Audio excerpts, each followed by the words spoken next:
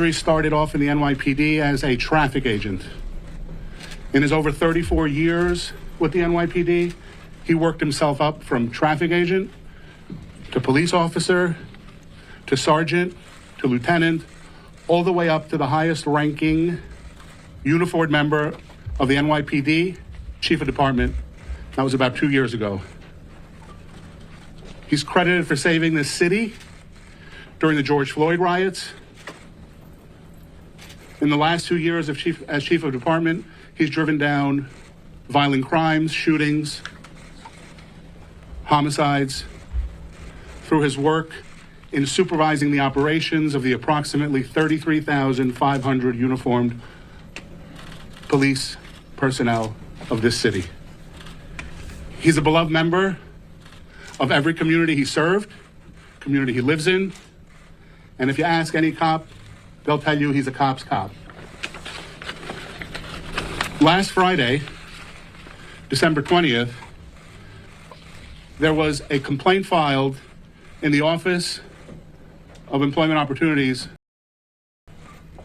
setting forth certain allegations by Lieutenant Quatisha Epps against Chief Maddrey.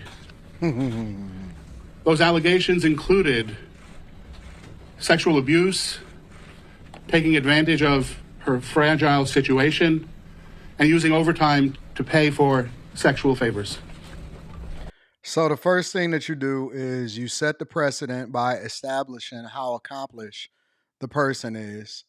And all this does is tell me that you can accomplish as much as you want to as a man, and it all can come crumbling down depending on who it is that's accusing you or want to use you as a scapegoat. But we'll get there. Let's talk about it. We can tell you now, those allegations are a lie. They're not true. We deny every aspect of them. We'll tell you right now that Lieutenant Epps, since October of this year, has been under investigation by the Internal Affairs Bureau of the NYPD for putting in for overtime she never completed. So she's under investigation for stealing time and putting in for overtime that she never worked. Now, Typical. Lieutenant Epps got caught with her hand in the cookie jar and is trying to deflect her wrongdoing by making these allegations against Chief Maddrey in the hopes that she'll get away with part or all of her scheme. However, the truth is, Lieutenant Epps had a consensual adult relationship, albeit for a short time, with Jeff. And we have tons of evidence by way of text messages, photographs, videos, phone records, and X-rated and racy videos and photographs from Lieutenant Epps, who is a self-professed swinger. And we have all this evidence because she sent it to Chief Maddrey in her attempts to have him begin a relationship with her. Keep the receipts, fellas.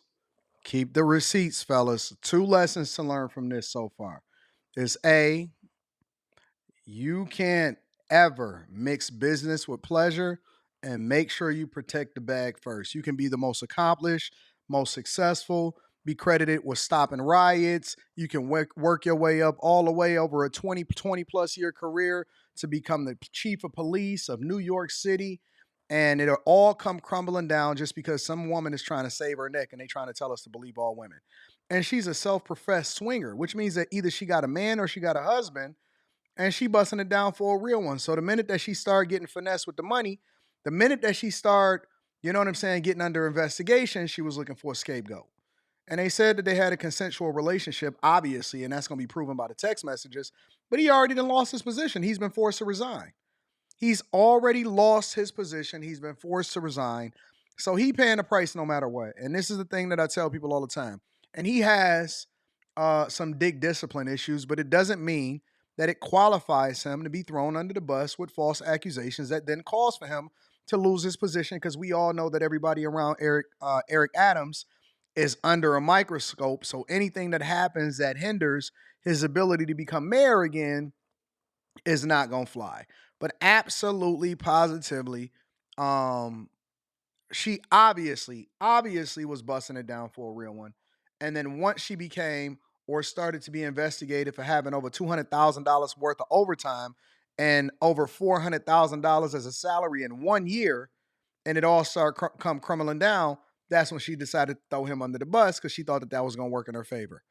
So trash, bro.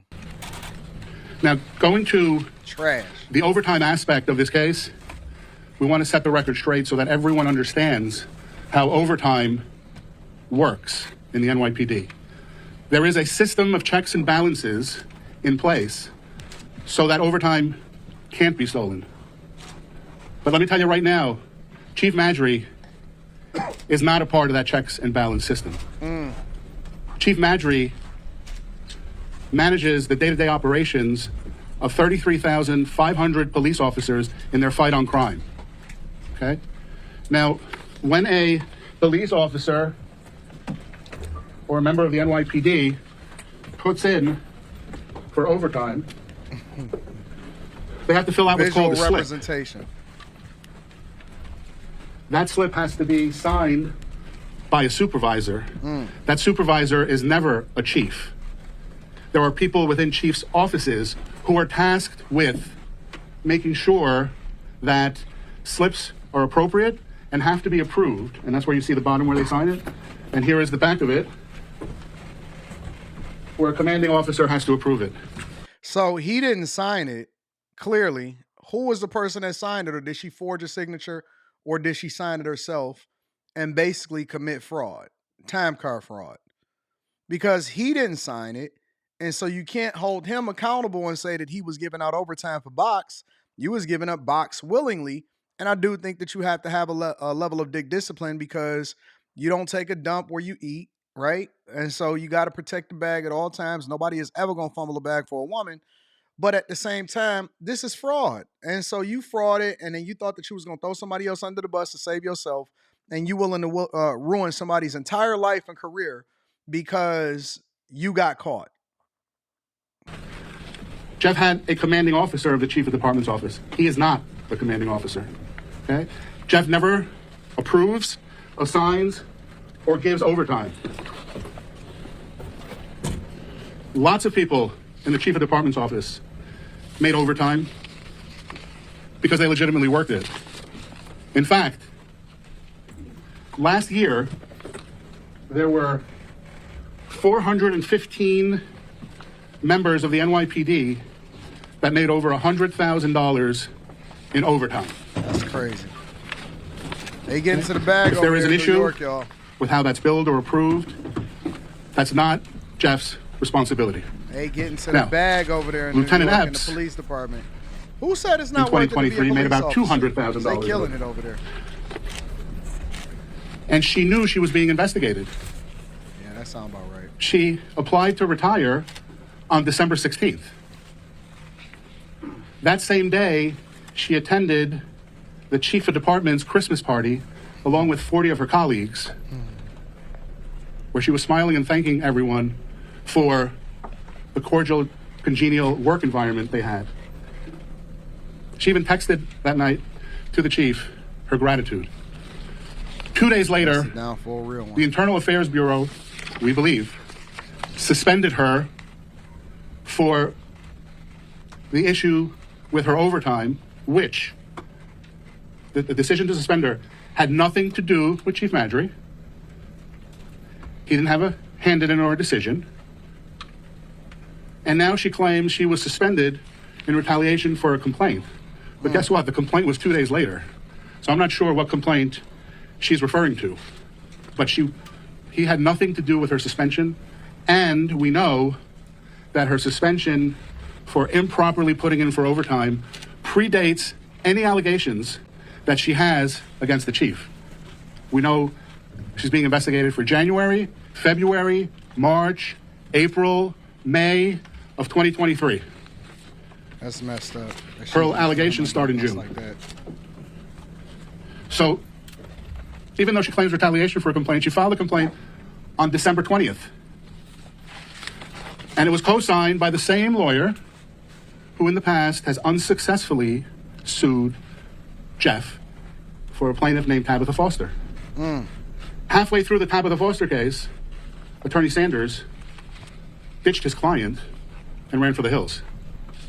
She got other. So that's how they use previous cases to say, and see, that's why you got to get the context. That's why I always reserve judgment. They use that and they'll say, see, and he was under investigation for previous allegations of this and that. Nah, somebody tried to finesse, because if you at the top of the totem pole, people can sue. And that case fell apart because there was no credibility to it.